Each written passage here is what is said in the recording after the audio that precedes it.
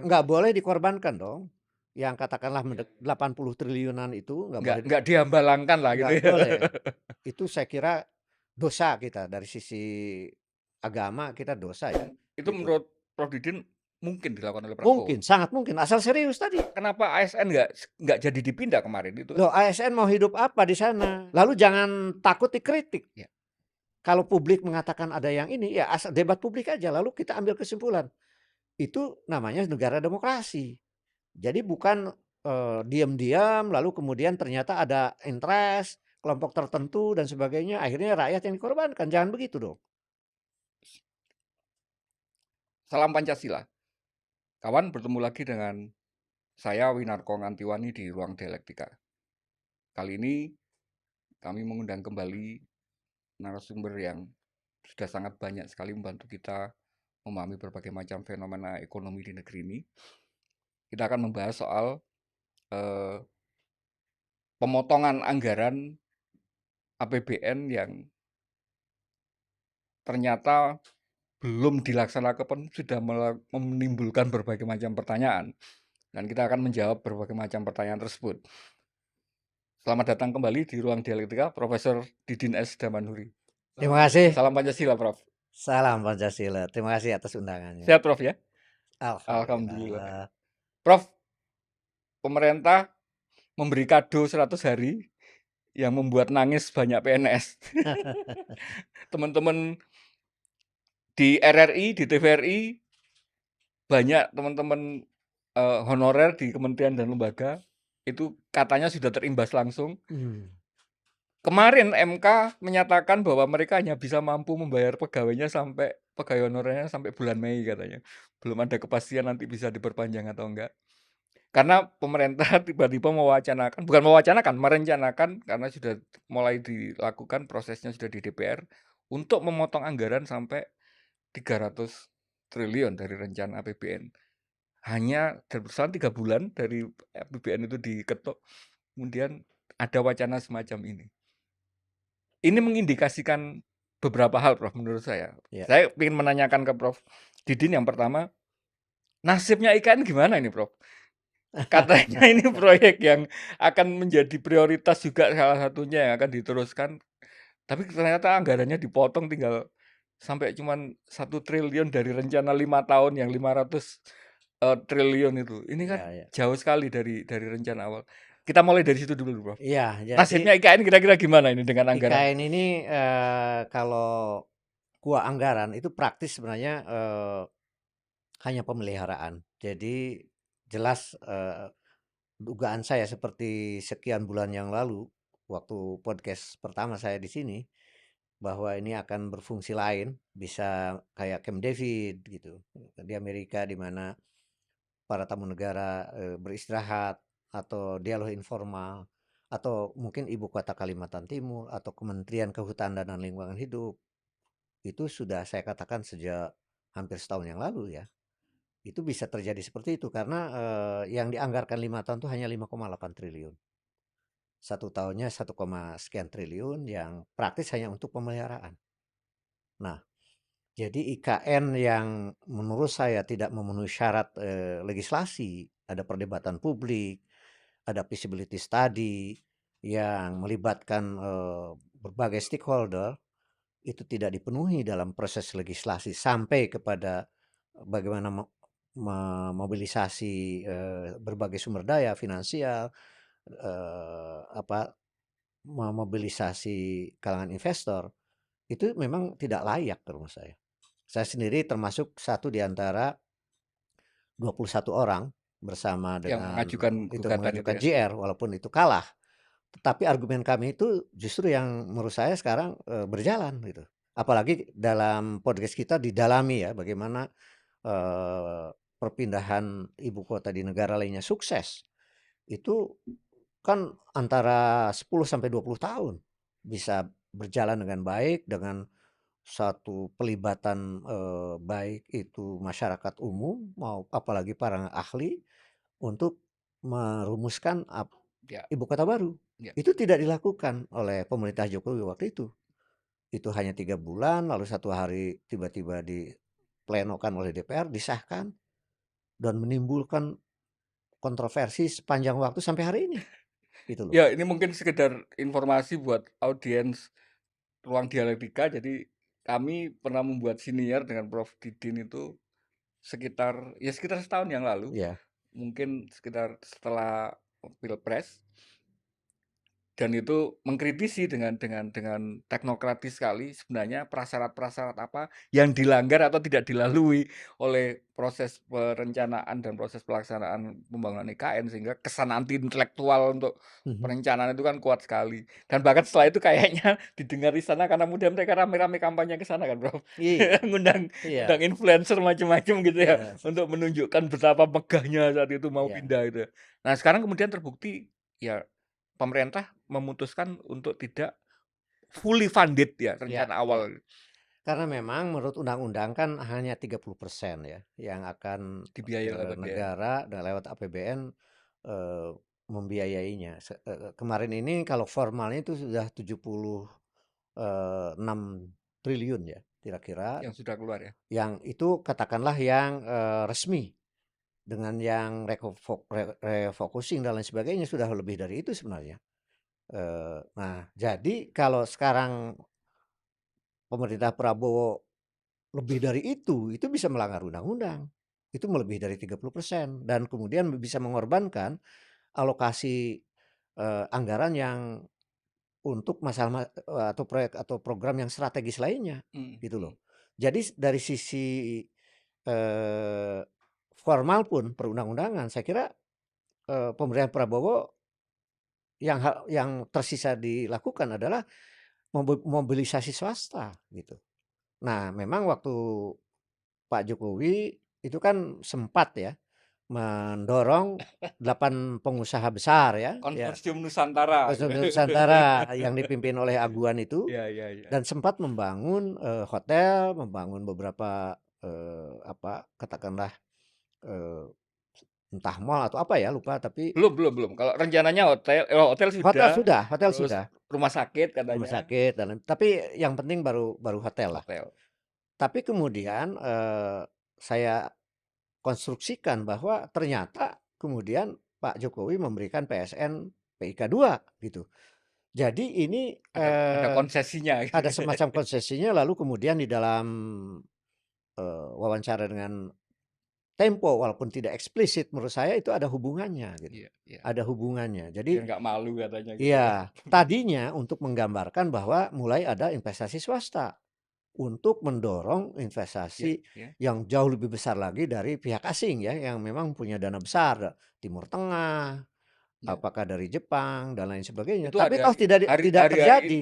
hari-hari ini jejak medsosnya Pak Jokowi yang ngomong, "Wah, ini kita oversubscribe, ada ratusan investor yang sudah mendaftar macam-macam tuh mulai muncul lagi, Bro. Ini gimana ini, Bro? Iya, Ini semangat biasalah. semua kemarin ini katanya, sampai Yang harus nolak-nolak ini." dibedakan di dalam SOP investasi itu adalah pernyataan minat Oh, dengan, proposal. Itu jauh sekali, bahkan di antara itu iya ada iya. beberapa tahap lagi. Letter of Jo intent itu ternyata iya, masih masih belum jauh ke ya, proposal. hanya menunjukkan Bahkan pernah Singapura juga dengan mengorbankan, pasir laut, seolah-olah nanti katanya investor Singapura, tidak terjadi pula gitu. Kemudian pernah Pak Jokowi datang ke Xi Jinping, nanti ada investor Chinese, iya RRC maksud iya. saya, yang akan bahkan blueprint-nya diberikan oleh Shenzhen, diberikan konsesi 190 tahun, tidak terjadi juga gitu. Masalahnya mungkin ya saya kira baik, investor ya Asia, RRC, Jepang, kemudian Timur Tengah, bahkan mungkin di luar itu, Amerika kan ada juga pernyataan minat ya dari beberapa, apa, korporasi dari Amerika yang katanya minat, akan membuat smart city macam-macam.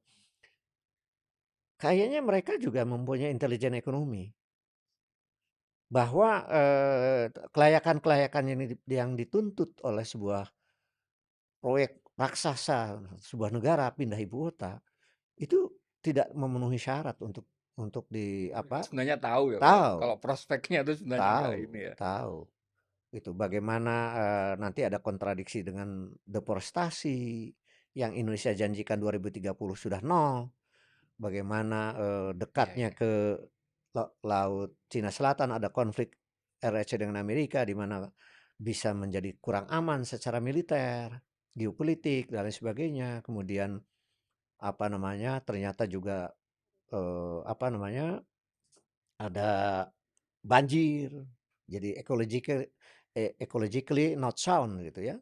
Jadi mau dirayu seberapa pun, mau Itu dikasih insentif karena berapa pun. prasyarat-prasyarat, belum lagi tadi legislasi. Mereka tahu saya kira. Jadi kita, ya mohon maaf ya, sorry to say, memang saya kira kalau prosedur standar dunia tidak seperti negara lain benchmark bagaimana pindah ibu kota yang sukses ya, tidak ada gitu. Ya investor itu kan follow, state budget kan. Jadi sebenarnya investor menunggu itu. Oke, sekarang sudah ada, tetapi kemudian syarat lainnya nggak ada. Iya. Nah, tapi kemudian ada contoh yang gagal, yang tidak berhasil. Myanmar waktu itu ya, Iya, apa, menyampaikan. Nyampe Day namanya. Itu kan saya pernah ke sana. Ya, itu pun saya kira agak agak berat itu sampai kayak Nyampe Day itu. Kan, sudah terbentuk tuh ibu kota itu. Sudah ada hotel, udah ada pra Gedung-gedung perkantoran gedung-gedung sudah ada perkantoran gitu semua ya. kementerian, tapi toh sudah sekian puluh tahun, Myanmar tetap aja dirangun ininya, apa namanya, real ibu kotanya. Di sana tuh ya ada perkantoran dan lain sebagainya. Tapi kemudian ya tidak ada sebuah kehidupan ibu kota, tidak ada sebuah pusat kebudayaan, pusat intelektual, pusat ekonomi, enggak terjadi, enggak terjadi. Sebagai ibu kota pemerintahan pun saya kira Niampede itu tidak tidak Iya. tidak sepenuhnya terjadi. Bantu bantu publik ini memahami gini, Prof. Uang 70 triliun yang sudah keluar itu, hampir 80 kalau misalnya dibulatkan secara ini, ditambah tahun ini ya sekitar 1 lebih. Itu masa nggak jadi sebuah, katakanlah satu aja, satu komplek perkantoran yang bisa. Ini sudah ada, jadi kan ada istana, ada kantor Menko Perekonomian. Iya, tapi kan alasannya kenapa kenapa kenapa ASN nggak jadi dipindah kemarin itu. Loh, ASN mau hidup apa di sana? Infrastruktur yang minimum, Nah makanya, infrastruktur inti ya. bantu kami untuk memahami, masa uang 80 itu katakanlah hanya jadi, ya apa ya, hanya infrastruktur dasar sama sekali, tidak, Dasar pun tidak terjadi. dasar pun tidak terjadi. Ya, sekolah. Kan orang ASN pindah tuh mereka harus ada yang TK, ada SD, ada SMP, ada SMA. Anaknya sekolah di mana, Harus ya ada kan? pasar, Ya, ya, ya. harus ada rumah Dan sakit. itu belum sama Belum sekali. ada, belum ada. Nah, ini saya kira mengapa pemerintah Prabowo pun akhirnya membatalkan kan perpindahan ASN itu. Menunda, Sampai en batas se waktu yang tidak yang belum ditentukan. jelas kapan. Ada mengatakan bahwa nanti katanya mau menjadi ibu kota politik 2028, 2029 ya. Itu saya kira kalau dilihat dari anggaran yang hanya 5,8 triliun sampai, 5 tahun yang akan datang, ya apa yang akan bisa kita pegang ya untuk ASN itu bisa pindah kan gitu. Jadi, saya kira realistisnya harus berkata seadanya saya kira. Pada saatnya ya pemerintah Prabowo bahwa IKN ini kalau memang tidak layak harus beralih fungsi.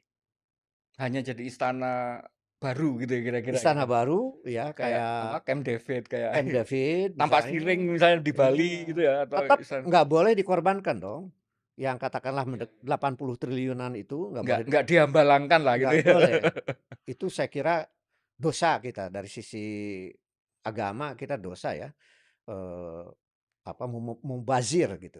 Oh dana 100 triliun, Hambalang itu kan 6,3 triliun, ini 80 80, triliun dan bisa lebih itu sebenarnya, karena dan ada refocusing waktu itu. berapa hutan yang sudah dibuka, Iya, belum bubar. hutan yang sudah gundul gitu kan, fungsi-fungsi yang ekologi yang sudah rusak dan sebagainya. Jadi tetap ini harus dituntaskan dengan nanti, pemerintah Prabowo mengambil keputusan yang tegas, tepat, dan kemudian tidak merugikan dari sisi kepentingan publik, APBN, kepentingan ekologi, kepentingan apa namanya, banyak masalah strategis yang harus dihadapi gitu. dalam pemerintahannya gitu. Ada usulan kemarin di salah satu dialog di forum lain dari kalau nggak salah dari Bang Deddy Sitorus.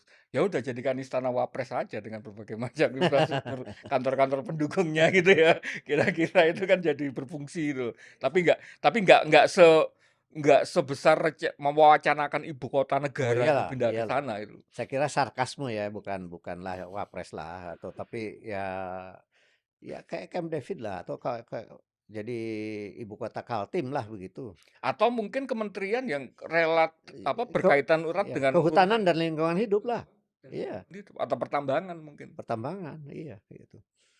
Sementara pesan tentang eh, target 2030 yang disetujui Presiden Jokowi di Glasgow itu dunia sudah mencatat nggak boleh tidak ditepati, yaitu deforestasi 0% 2030. Tinggal 5 tahun lagi. Jadi Iya. kesananya harus apa memfungsikan hutan Kalimantan yang apa dituntut dunia sebagai Paru-parunya paru-paru dunia. dunia. Jadi walaupun katanya Presiden Prabowo mengatakan bahwa apa namanya sawit itu juga ada daunnya, tetapi itu kan udah banyak dibantah lah bahwa itu bagaimana sawit itu membutuhkan apa air yang begitu besar, kemudian beda lah dengan hutan Bis ya. tropis ya yang memang dibutuhkan dunia dan nasional juga gitu. Ada lagi kemudian berkaitan dengan pemotongan anggaran ini yang mengkhawatirkan publik, Prof. Ini juga bantu kami untuk Mhm. memahami. Infrastruktur itu anggarannya dipotong yang paling besar, Iya, drastis iya, sekali. Sehingga praktis rasanya tinggal mungkin biaya-biaya perawatan aja. iya, iya. Dulu memang kita mengkritik Jokowi yang ugal-ugalan infrastruktur sehingga banyak hal yang nggak prudent akhirnya Mhm. dibangun proyek-proyek PSN sebegitu besar. Hari ini bandara banyak yang macet katanya, banyak yang nggak Iya. berfungsi. Tapi kritik itu kan kemudian tidak berarti ngomong, "Ya udah jangan infrastruktur sama sekali," gitu. Oh enggak Nah, dong. hari ini kan rasanya dengan pemotongan itu sepertinya seperti itu Iya. loh. Nggak ada pembangunan sama sekali, pemeliharaan aja juga sangat kecil nilainya gitu. Nah, ini gimana akhirnya nanti untuk pelayanan dasar infrastruktur ini? eh ya memang ini 365 triliun di mana 260-an dari pusat dan daerahnya sekitar 50 gitu kan. Eh, yang apa, yang rencana pemangkasan itu karena ada reaksi termasuk yang karikatural ya dari Menteri PUPR baru Pak Hanggodo itu kami diblokir kan begitu dan itu paling besar memang pemotongan itu tinggal 29 triliun ya, sehingga yang dipotong tuh 80 sekian triliun, ada rencana jembatan saja yang sangat strategis itu dipotong berapa, 80% segala macam. Jadi hal-hal yang esensial, infrastruktur, memang semestinya, Presiden Prabowo menyisir kembali yang mungkin waktu kemarin diperintahkan Menteri Sekretaris Negara yang didampingi oleh Wakil Ketua DPR Pak Dasko gitu. Itu, satu langkah awal. Langkah awal ada shock terapi karena apa? Karena pada saat Pak Prabowo mulai bicara tentang bahaya dibiarkannya kebocoran 30%, itu saya yang pertama kali, bicara ke publik di TV One ya waktu itu, bahwa memang, perhitungan Sumitro zaman Soeharto yang bocor 30% itu di-benchmark di era reformasi, bahkan saya memberikan data di era reformasi ini sudah rata-rata 40%. Saya kira, karena yang berdebat adalah wakil kepala Banggar dari Gerindra, saya kira nyampe itu. Sehingga, saya kira dengan input dari segala macam sumber yang kredibel, saya kira, langkah Prabowo untuk melakukan efisiensi itu memang necessary condition. Jadi itu syarat mutlak agar berhentilah, anggaran-anggaran yang tidak perlu itu, berhentilah anggaran-anggaran yang membuat bocor itu, berhentilah anggaran-anggaran yang menghilangkan, apa, opportunity cost untuk membuat program lain itu, bisa jalan dengan jauh lebih baik. Dari situlah saya kira saya bisa memahami bahwa langkah ini sebenarnya saya sebut sebagai necessary condition. Tetapi itu insufficient condition mengapa? Karena ada yang berlebihan di PU misalnya. Lalu ada pertanyaan mengapa, eee, Kemenhan dan Polri itu tidak disentuh? No, itu perlu direview secara objektif lah. Apakah betul?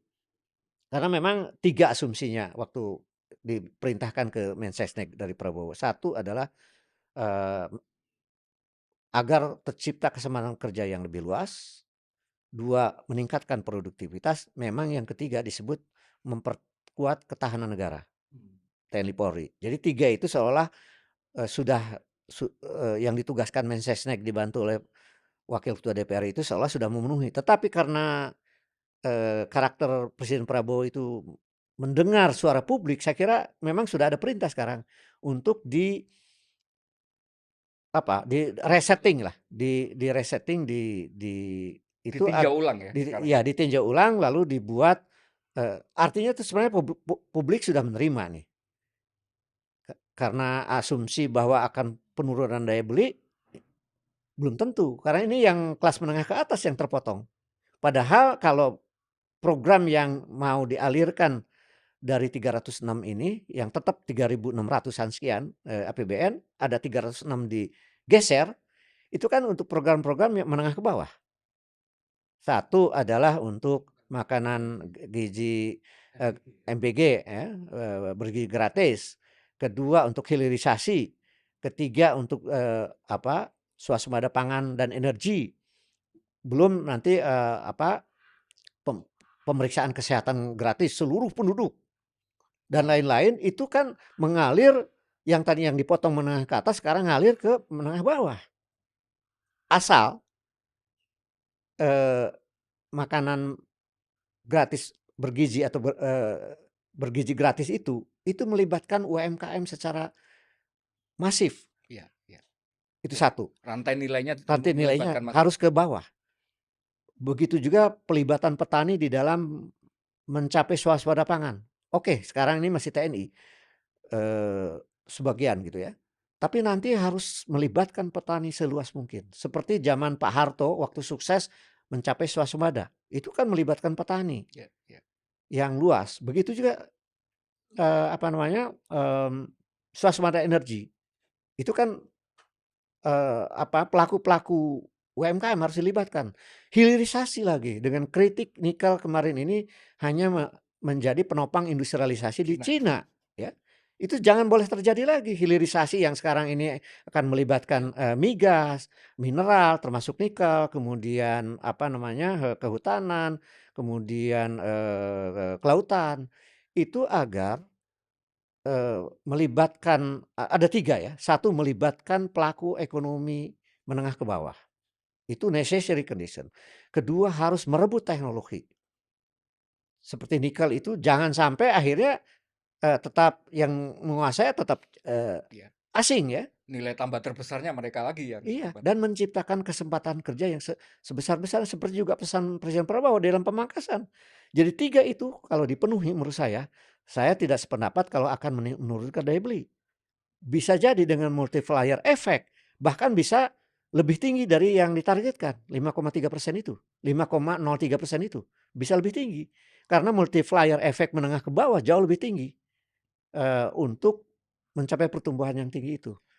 Eee, Penjelasannya menurut saya sangat membuat kita positif loh. Tapi pertanyaannya kemudian, hampir 3 bulan ini kita Mhm, pemerintahan berjalan, itu kan rasanya salah satu yang masih sangat kurang itu, pemerintah mensosialisasikan blueprint berbagai macam program yang mereka, rencanakan itu. iya, Baik yang itu yang sifatnya, quick wins itu, maupun yang sifatnya, program-program strategis tadi. Bahkan sampai hari ini tata kelola MBG aja, iya, flagship programnya pemerintah yang sudah dimulai, sekitar 1 bulan berjalan, ini kan masih jadi banyak sekali pertanyaan di masyarakat. betul, Sebenarnya seperti apa sih pengelolaannya, siapa yang terlibat, syarat-syaratnya, dan betul. sebagainya. Jadi, tapi menurut saya salah satu kelemahan dari, pemerintah Prabowo sekarang ini soal komunikasi publik ya. Walaupun sudah ada apa, PCO, Presidential Communication Office ya katanya, itu kantor udah ada kantor bahkan komunikasi presiden. orangnya banyak itu. Tapi sebagai sebuah komunikasi publik yang excellence itu belum terjadi menurut saya. Jadi bukan tidak ada dapur ya di dalam merumuskan itu. Saya dengar ada dapur sebenarnya. Apakah MBG, apakah swasembada pangan, apakah energi, hilirisasi, ada. Tetapi mengkomunikasikan peta jalan itu harus setransparan mungkin, dan kalau ada kritik publik ya biasa, ada dialektika, ada feedback. Itulah kemudian menjadi sebuah kebijakan yang apa yang excellent buat publik. Harus seperti itu. Ini yang belum terjadi menurut saya. Dapur ada alasan-alasan di balik itu semua. Eee, Lalu kemudian ada target-target yang ini saya dengar ya, tapi tidak terkomunikasikan dengan bagus. Ini yang jadi persoalan. Jadi kayak ad hoc gitu loh, kayak ad hoc jadinya. Nanti, kayak misalnya tentang gas LPG yang 3 kilo itu konon kan sudah diputuskan sejak 2003 mau mengurangi subsidi yang tidak tepat. Ada 26 triliun dari 86 triliun itu, yang tidak tepat sasaran. Tapi kayak ad hoc, eee, udah salah lagi, membuat ininya, apa namanya, keputusan siapa yang harus menjadi agen, kan akhirnya setelah presiden membuat keputusan ternyata bisa itu. Retail pun dikasih, programnya sekarang relatif jalan nih. Nah kan ini kan harus diperbaiki seperti ini. Belum yang misalnya pelibatan TNI di dalam mencapai swasembada. Ya boleh saja kalau itu sifatnya komplementer, tapi yang utama menurut saya harus melibatkan petani secara sangat luas, karena kalau petani tidak menjadi bagian yang disejahterakan mencapai swasembada pangan, yang terjadi adalah ketimpangan yang makin buruk. Karena shareholder utama dari swasembada pangan harusnya petani gitu loh. Perkara bahwa lahannya sempit, mayoritas, itu kan persoalan teknokratis. Bisa dikonsolidasikan lahan, ada bentuk koperasi, ada gapoktan atau apa gitu. Kan bisa. Jadi TNI itu adalah pendukung, bukan jadi pelaku utama gitu loh. Itu misalnya swasembada pangan. Hilirisasi. Jadi harus ada target yang khusus agar bagaimana menciptakan kesebaran kerja yang seluas-luasnya, Pemda yang makin sejahtera, daerah-daerah yang makin sejahtera di daerah-daerah yang akan dijadikan hilirisasi, lalu mencapai tingkat produktivitas dari, semua level tenaga kerja dan merebut teknologi. Jangan smelter ini 95% dikuasai asing. Itu jangan terjadi lagi. Karena percuma ada Nilai nilai hilirisasi, tambahnya masuknya jadi devisa negara asing. bisa negara asing, dan dia makin dikjaya di industri mobil, electric vehicle itu. Atau baterai itu. Kita Harusnya kita cuman Indonesia harus mempunyai pabrik baterai, entah kerjasama yang sifatnya alih teknologi alih gitu ya. teknologi, dan kalau perlu jangan tergantung pada satu negara. Jadi Korea misalnya, Amerika dengan Cina, tiga-tiganya dong. Jangan hanya satu. Iya, iya, iya. Kalau hanya satu kita didikte, gitu. Itu Jadi kan yang itu kan strateginya Cina sendiri kan seperti itu. iya, justru Cina betul. Mobil itu kan dari Amerika, dari Eropa, Nah, itu mereka yang harus dilakukan, benchmark ke Cina sendiri. Itu misalnya untuk nikel. Nanti kemudian ada migas juga. Nanti katanya ada rumput laut, kelapa sawit itu kan kelapa sebenarnya juga sawit. bisa Iya, tinggi sekali itu nilai. kan bisa belajar dari Malaysia yang dekat aja. Mengapa Malaysia sudah 100 lebih turunan dari sawit? Kita baru berapa? 8 belasan gitu. Dan itu yang utama hanya minyak goreng. Iya, iya, iya. Yang lain kan masih tidak signifikan gitu loh. Lagi-lagi nilai ekonomisnya cuma buruh angkut sama oligarki Iya, minyak goreng itu aja itu gitu ya. dia. Nggak ada Jadi industrialisasi, nggak ada dapurnya Presiden Prabowo harus komunikasikan itu tadi. bukan, juga men-setting sebuah blueprint, tapi juga peta jalan dan dikomunikasikan. Iya, Lalu jangan takut dikritik. iya. Kalau publik mengatakan ada yang ini, ya asal debat publik aja, lalu kita ambil kesimpulan. itu namanya negara demokrasi. Jadi bukan, diam-diam lalu kemudian ternyata ada interest, kelompok tertentu dan sebagainya, akhirnya rakyat yang dikorbankan, jangan begitu dong. Itu yang peristiwa nikel ya, yang sudah kita belajar Iya. sangat pahit dan kita ingat jadi almarhum Faisal Basri yang keras sekali kan kritiknya tentang nikel. Belum ada yang ilegal ekspor ya, dari nikel itu. Itu tidak tidak ditegakkan hukum Iya. lagi. Jadi itu semua jadi pelajaran lalu kita, ke depan Presiden Prabowo memimpin dengan tegak kepala dan berhasil gitu. Kekhawatirannya itu persis seperti yang disampaikan Prof tadi. Memang itu by design tidak disampaikan ke publik karena memang dalam proses itu nanti akan teridentifikasi nilai aspek-aspek mana dari mata rantai nilai itu yang bisa menguntungkan Oke, pihak-pihak tertentu kan gitu kan. iya Nah, kenapa kemudian dorongannya masing-masing program itu dijelaskan tata kelolanya, dijelaskan blueprint. iya. Oke, itu kan strategi negara-negara maju mencapai negara industri yang, berbagai level teknologi mereka kuasai. Mulai kan sejarahnya Eropa dulu, baru Amerika, setelah itu lalu Jepang, lalu Korea, lalu Cina. Memang tidak seluruh blueprint harus dijelaskan, itu rahasia, biasa itu. Tapi kan ada hal-hal tertentu yang, orang ada partisipasi, stakeholder untuk memberi masukan. Ya diidentifikasi aja yang memang harus dipublikasikan dan harus dikomunikasikan bahkan minta feedback. Nah kalau yang rahasia ya itu dan kita bisa belajar lah dari berbagai negara yang sukses itu. Jadi bahkan Malaysia dengan sawitnya itu, kan sawit yang sukses ya Malaysia lah sekarang. Dia adalah pengekspor, apa namanya, pengolahan CPO terbesar di dunia. Kita adalah produsen Kelapa kelapa sawitnya, sawit terbesar, tapi yang mengekspor, CPO-nya. CPO dan dengan turunan-turunannya itu Malaysia. Itu tetangga kita gitu. Kebunnya di kita gitu. Kebunnya sebagian di kita. Di mereka sendiri ada kebun Iya, luas, saya pernah ke Malaysia iya, ya. tapi sebagai bendera Sumatera itu katanya Iya, kebunnya tapi pengusaha mereka Malaysia lebih luas juga. di sana. Mereka saya pernah ke sana. Iya, iya. Mereka pun punya kebun Ya, yang luas ya di sana. nggak se-ekstrim Singapura deh. Iya, enggak. Singapura itu pengekspor minyak besar tapi Iya nggak punya ladang minyak sama iya iya, sekali. betul. Nggak, saya sepakat sekali, Bro. Kepingin sekali sebenarnya setiap industri hilirisasi tadi itu tersampaikan dan rasanya kita ini bukan ngomong industri pertahanan yang semuanya harus Iya iya, serba benar. rahasia gitu karena ngomong rahasia Iya negara. iya. Nah, pertanyaannya kan, kenapa tidak ada upaya yang serius untuk kemudian mengkomunikasikan itu? Karena kemudian publik ketika dihadapkan pada kondisi kayak gini, ini kan menilainya antara, ya ini pemerintah clueless sama sekali, nggak tahu apa yang harus dilakukan, atau ya itu tadi, karena kemudian ada kepentingan-kepentingan yang sedang mencoba menata ini dulu. Kalau kalau saya menduga ada itu. Jadi waktu zaman nikel itu, saya menduga bahwa itu ada vested ya dari kelompok-kelompok bisnis yang ingin memanfaatkan karena memang makro ekosistemnya dulu ya harus dikatakan kritik kita bahwa, tidak governance.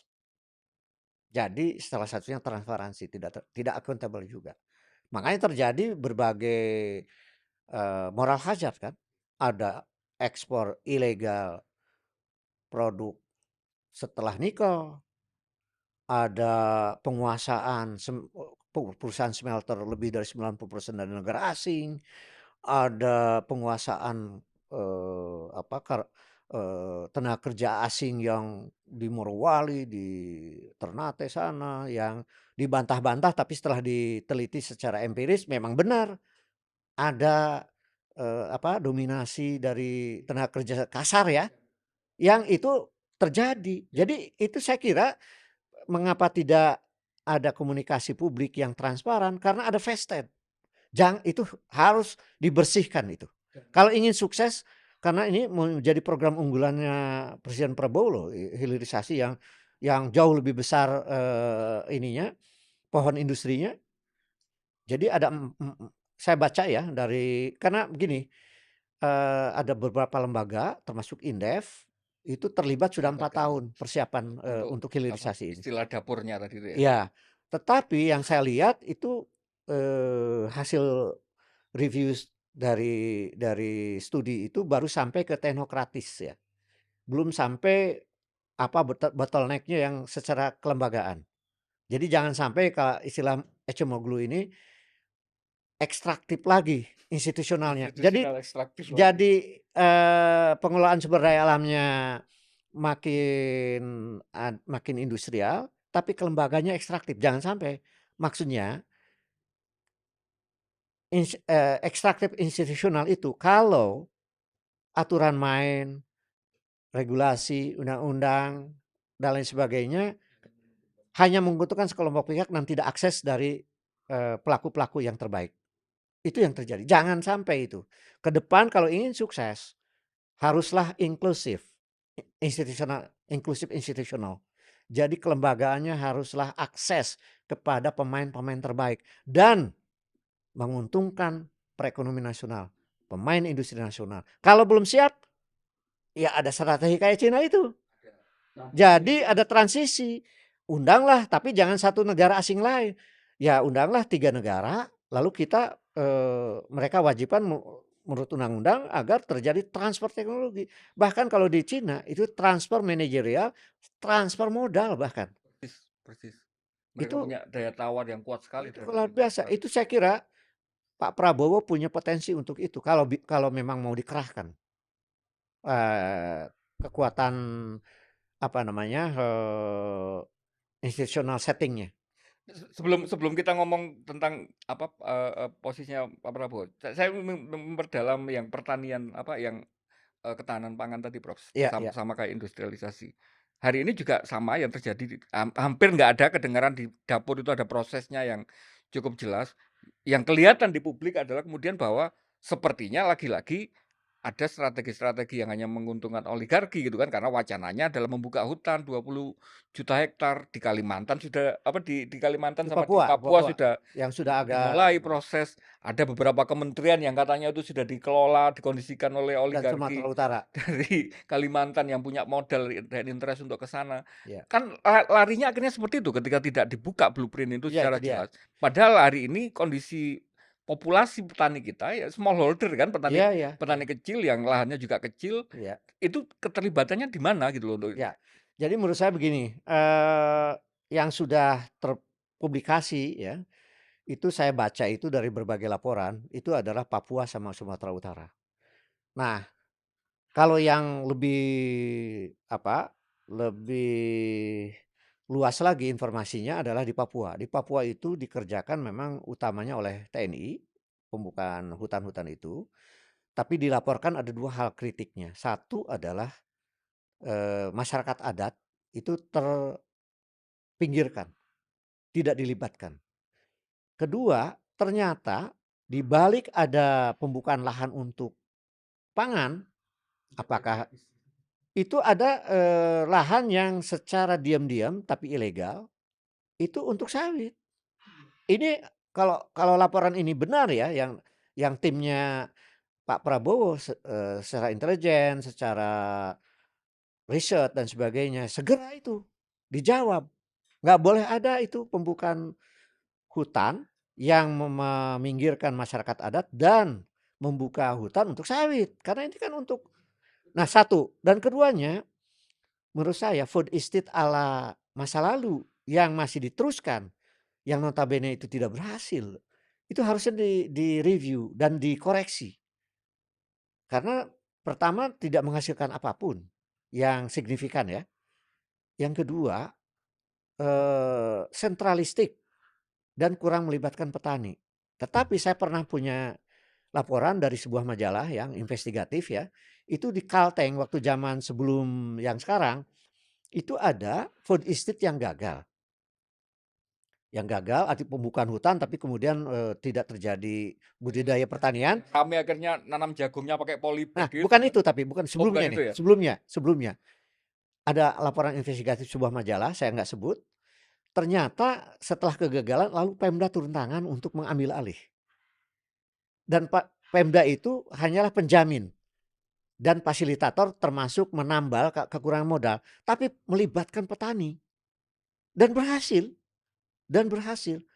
Jadi kalau menurut saya, itu bisa dilakukan oleh Pemda Papua untuk yang karena transmigrasi itu kan juga mengirim para petani yang sudah,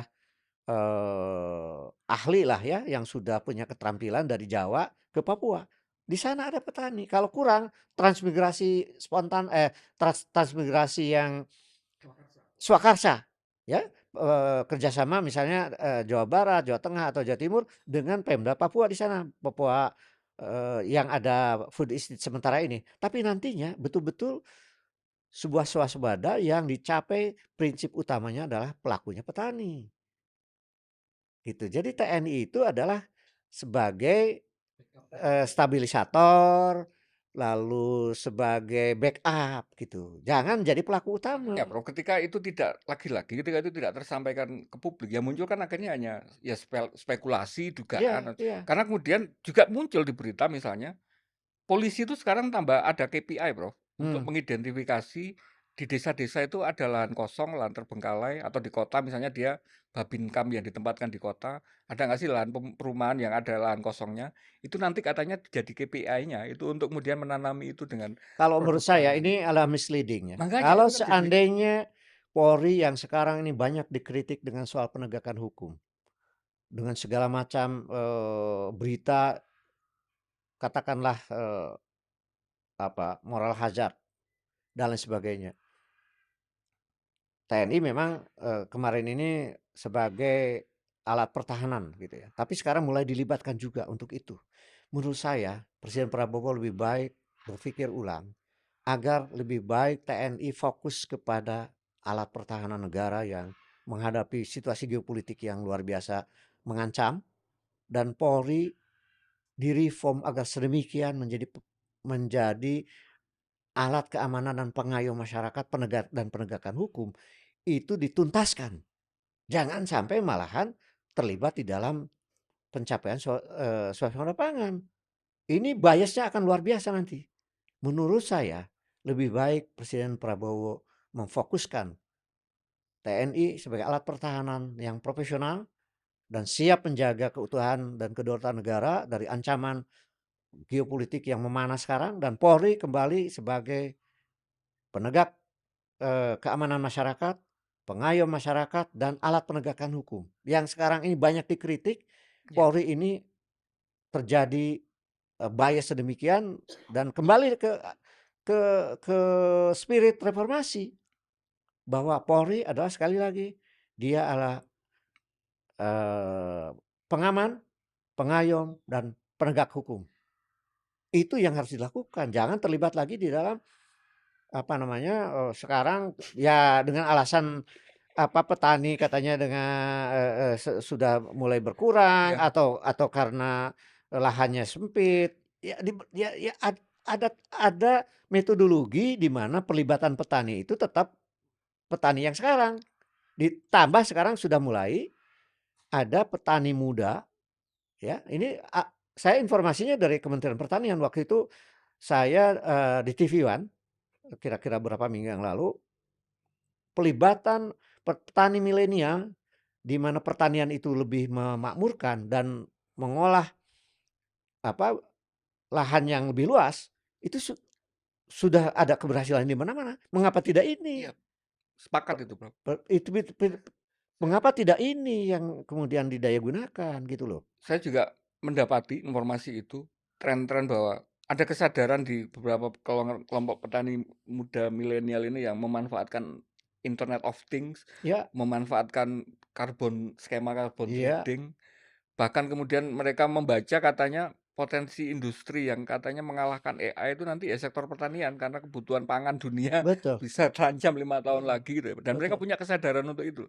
Nah, artinya ini kan ada semacam apa ya, kontraintuitif gitu. Di satu sisi potensi sebegitu besar, tapi yang kelihatan oleh kita di negara respon dari pemerintah terhadap program yang Mmm. tujuannya kita semua sepakat, swasembada energi, swasembada pangan itu hal yang memang strategis. Tapi kenapa kemudian seolah-olah penyikapannya terhadap bagaimana Saya menghadapi berhusnuzon bahwa Presiden Prabowo ini mungkin melihat pelibatan TNI Polri itu sementara di tahun-tahun pertama. Dan betul-betul saya ingin ini Ya. betul-betul hanya karena sementara. Atau Jangan sampai ini atau biar memastikan ini jalan dulu gitu ya? itu dulu. Kalau Ada yang itu bisa masih diinstruksikan gitu oke, ya? saya masih oke.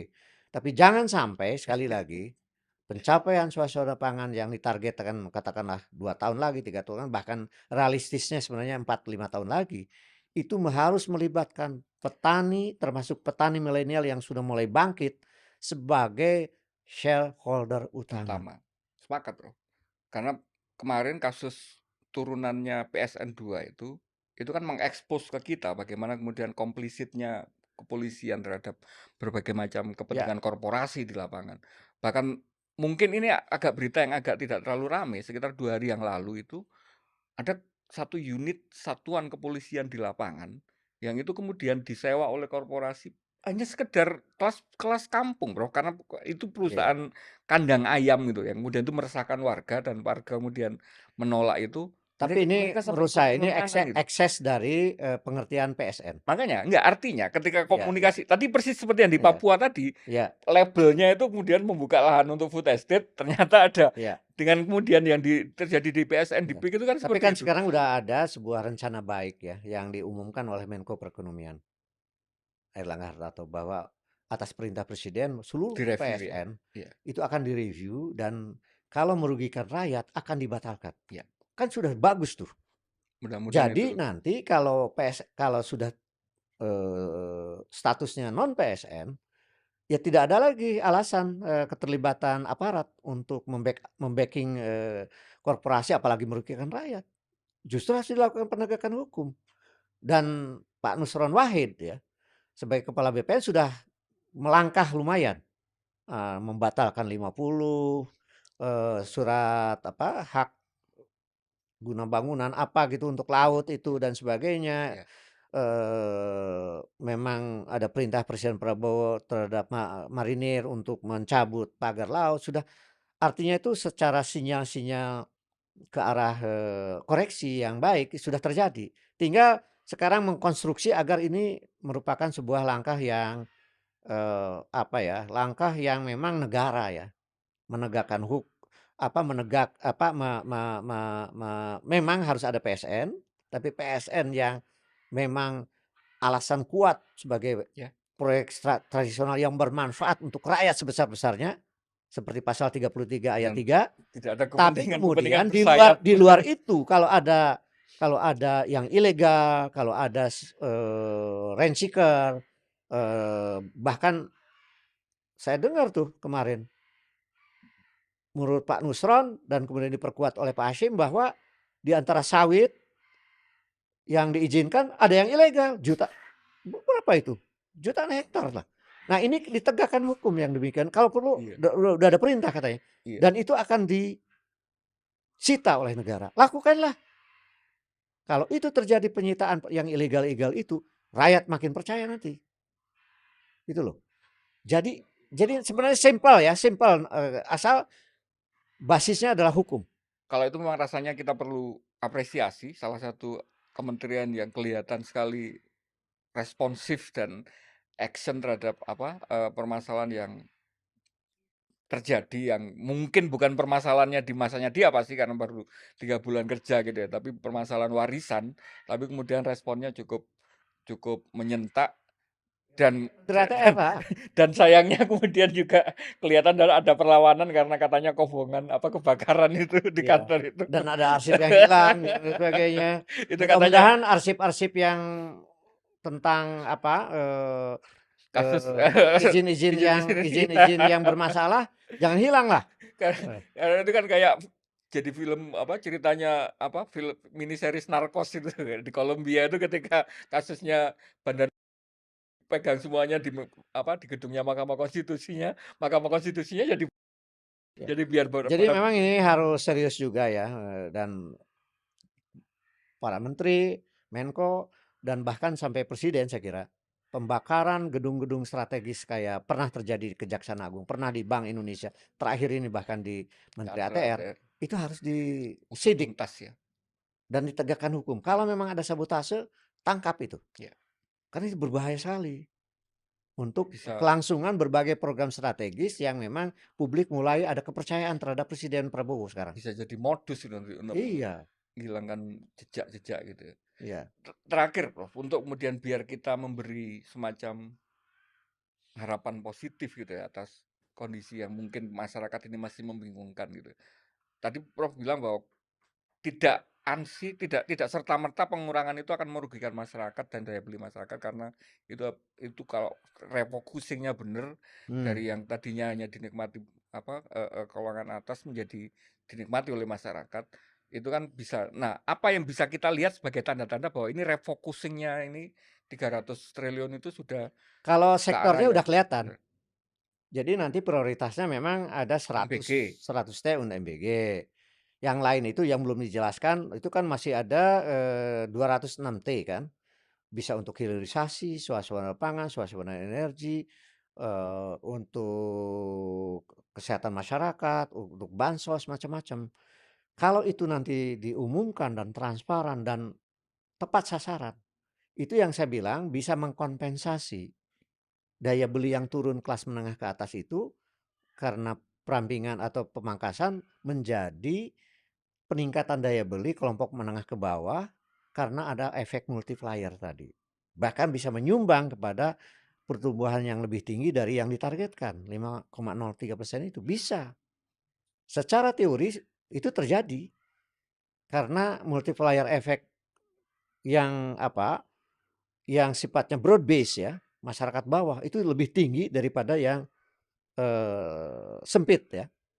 Apa namanya, target grup yang sempit. Itu multiplier efeknya lebih lebih rendah. Kalau yang broad base, yang luas, target grup masyarakatnya, maka daya beli yang menimbulkan multiplier efek jauh lebih tinggi. Dan itu akan menyumbang kepada pertumbuhan ekonomi yang tinggi, dan itu gitu. menurut Prof Didin mungkin dilakukan oleh Mungkin, Prabowo. sangat mungkin, asal serius tadi. MBG yang melibatkan UKM sebesar-besarnya, yang berikutnya ini kan baru 3 juta. Targetnya bayangin 82 juta. 82 juta. 82 juta.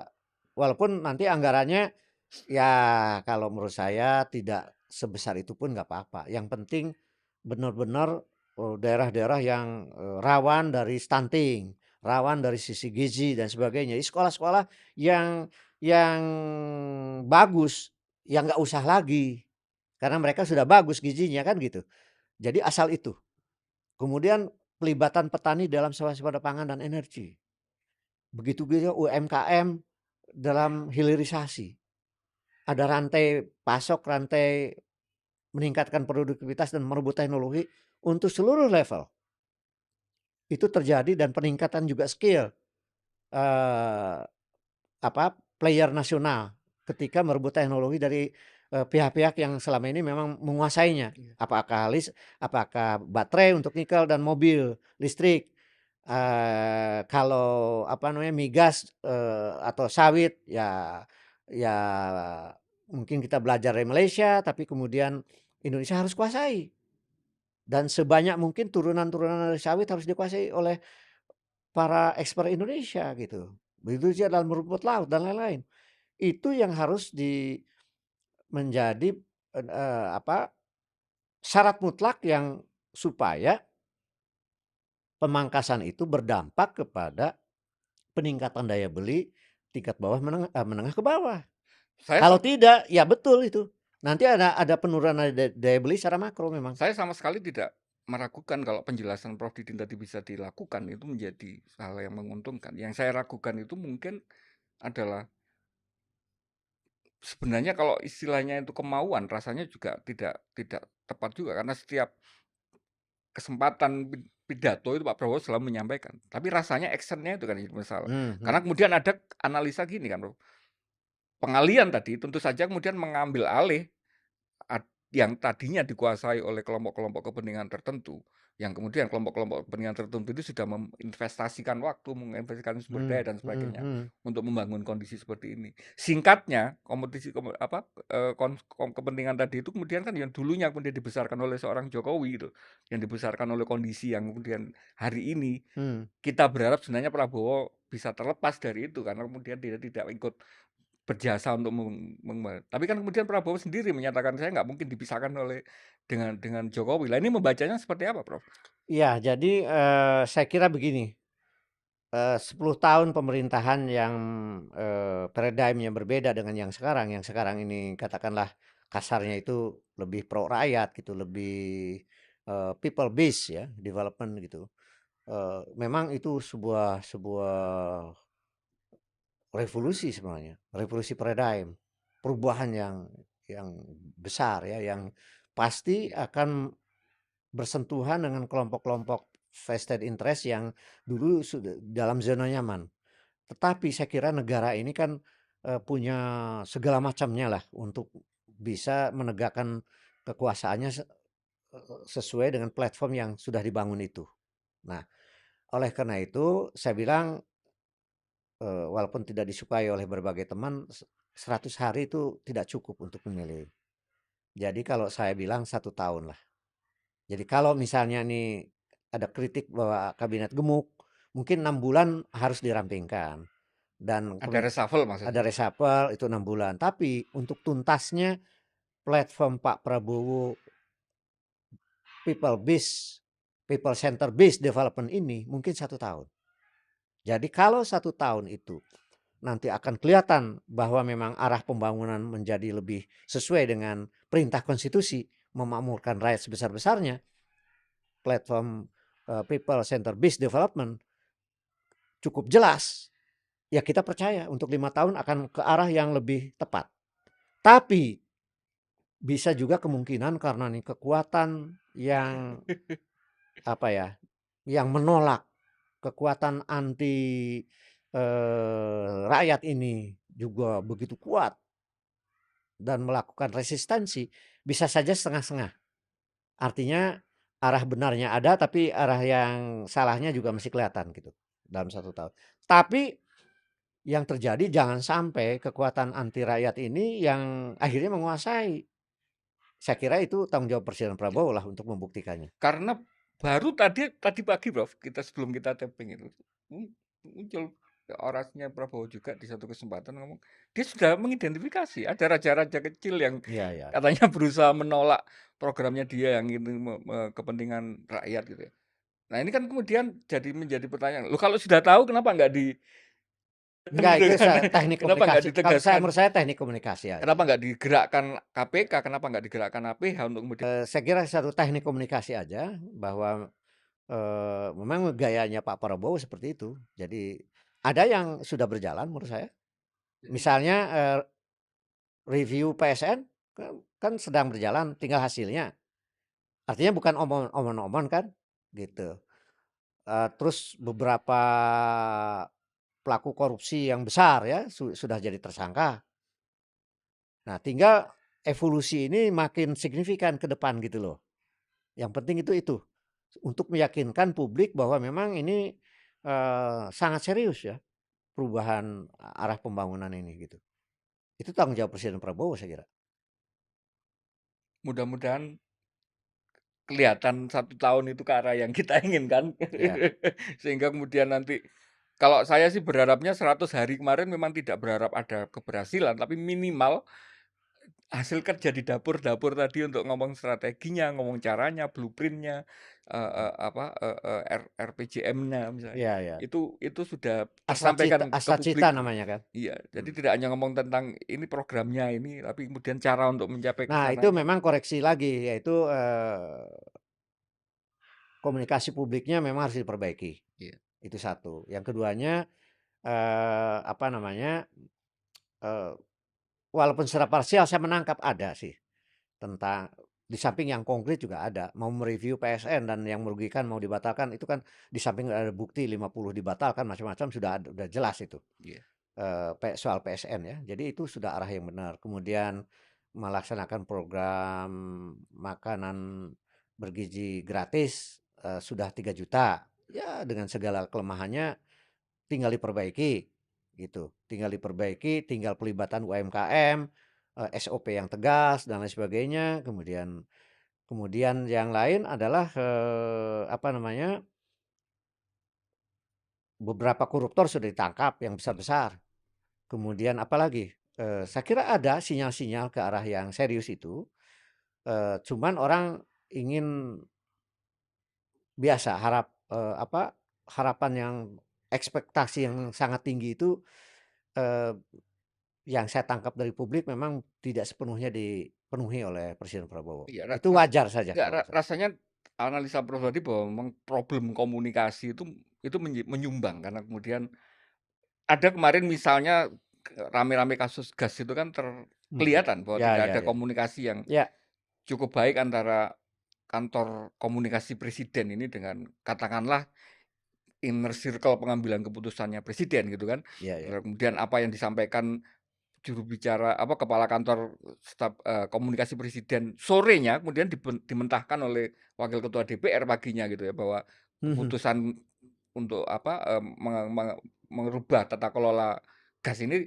bukan atas persetujuan istana kan gitu. Hal-hal seperti ini kan beberapa kali terjadi gitu karena Betul. Saya kira itu pelajaran yang sangat berharga agar komunikasi publik, agar keputusan mengambil kebijakan, ya itu ya. harus setransparan mungkin, lalu, keputusan mengambil kebijakan juga harus setepat mungkin. Saya kira dari soal kasus, gas, apa namanya, 3 kilogram LPG itu harus menjadi pelajaran berharga untuk Dan tidak menolak ketika kemudian ada analisa kritis, ada masukan dari ya ya ya ya ya ya, apa, saya kira masukan teknokratis dari betul betul. akademisi, dari untuk kemudian memperbaiki itu kan sebagai Banyak rumor yang mengatakan bahwa, eee, ini memang ya, beredarlah luas bahwa sebenarnya ada katanya politisasi, apa, keputusan soal gas, 3 apa, LPG 3 kilogram itu adalah pesan dari, apa, katakanlah pemerintah lama dan untuk mengacaukan segala macam. Lalu bahwa ini okelah itu, saya kira yang kemarin-kemarin itu anggaplah sebagai pelajaran. Kalau jangan sampai terulang, lalu setiap kebijakan itu harus proper, lalu dikomunikasikan dengan baik dan tepat buat masyarakat. ya. Hanya itu saya kira pilihannya. Kalau di luar itu ya akan terus gonjang-ganjing lagi nanti. Yang rugi pemerintah, bukan hanya masyarakat tapi juga pemerintah Prabowo. Tapi kan kita bernegara ini kan tidak mau satu pihak pun yang dirugikan. Iya. Pemerintah Prabowo harus, agar makin baik komunikasi publiknya, makin tepat mengambil kebijakan, dan makin jelas manfaatnya buat masyarakat. Kalau itu terjadi saya kira akan sukses lah.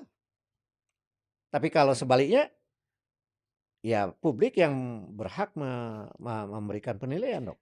Dan kalau sebaliknya ya nggak salah berarti kemudian kalau penilaian kalau Prabowo wayangnya Jokowi kan gitu jadinya. Ya ya saya kira publik tidak mengharapkan itulah, tidak mengharapkan itu, eee, berbagai hal yang sudah berdampak buruk bagi masyarakat saya kira sudah menjadi memori dan Pak Prabowo tahu betul. Jadi Ya saya kira mudah-mudahan tinggal tinggal konsisten aja sekarang. karena kita tentu saja tidak ingin mengulangi yang dialami oleh negara tetangga kita, Filipina, Mhm. bahwa kepemimpinan antara apa, orang nomor satu dan orang nomor duanya dengan Iya, konstelasi yang mirip persis sama di Indonesia, wapres yang sekarang itu adalah putra dari presiden sebelumnya gitu ya. Sampai sampai sudah masuk tahun ketiga ini nggak ketemu titik temunya, akhirnya bahkan wapresnya yang di-impeach gitu kan. di-impeach ya, mhm. Nah, tentu saja kita tidak ingin yang seperti itu karena analisanya ada juga yang ke arah sana Prof, katanya sebenarnya tujuan utama pemerintahan Prabowo itu adalah menyiapkan panggung untuk apapun yang berhasil nanti biar diresmikan oleh Wapres itu. Itu kan kita tidak ingin ya muncul Tentu saja, muncul seperti itu, karena kita percaya bahwa ya pemerintahan Prabowo sendiri punya keinginan, punya karakter, dan itu ya. kalau dilaksanakan dengan baik tadi seperti dieksekusi seperti yang saran oleh Prof Didin tadi rasanya akan, membuat rakyat Saya akan kira semakin publik berdoa yang terakhir itu, ya bukan yang lain. mudah-mudahan Makasih banyak Prof. Didin. Ya, baik. Seperti biasa kita disuguhi, kita diajak untuk berpikir sangat kritis dan kita diberi panduan untuk mengawal pemerintahan Prabowo, melihatnya secara objektif gitu, biar nanti kita tidak gampang terkaget-kaget di tengah jalan gitu. Tapi juga kita punya alat untuk kemudian menilai ini sebenarnya melenceng atau arah yang tepat gitu, sehingga mau neriaki atau nyoraki itu Ya, punya alasan yang benar gitu. Makasih banyak Prof. Didin, mudah-mudahan sama-sama. nggak kapok di ruang dialektika. Insya Allah enggak. Salam Pancasila, Prof. Salam Pancasila. Assalamualaikum warahmatullahi Waalaikumsalam wabarakatuh. warahmatullahi wabarakatuh. Makasih banyak, Prof.